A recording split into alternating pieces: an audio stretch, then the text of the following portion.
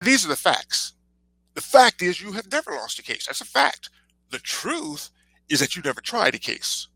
And the two of them are different. The rules here with regard to marketing, look at the 7.1, and this is, by the way, the ABA model rules.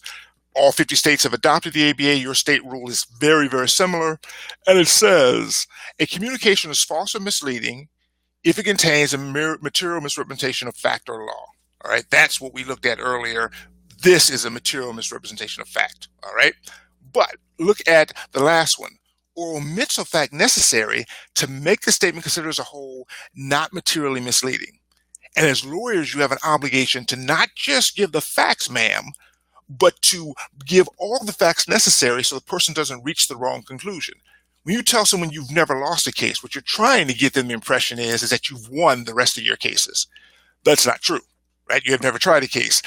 Giving just that fact alone, all right, is not enough. But here, understand that that's not fraud. You could do that outside the practice of law. But in the practice of law, you can't. Let me give you an example of a lawyer who recently got disciplined for this.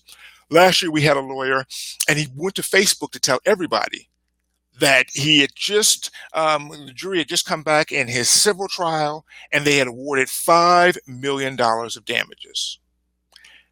Now, that's a pretty impressive victory. He's a plaintiff's attorney. Now, what he did not tell everyone is that he was in a comparative negligence state.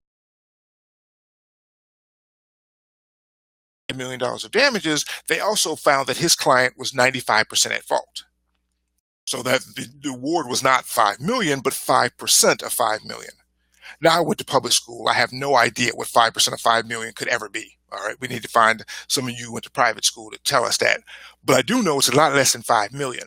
He ended up getting suspended from the practice of law. I think it was for a month for trying to give, not giving enough facts, right, to make the statement considered as a whole not materially misleading.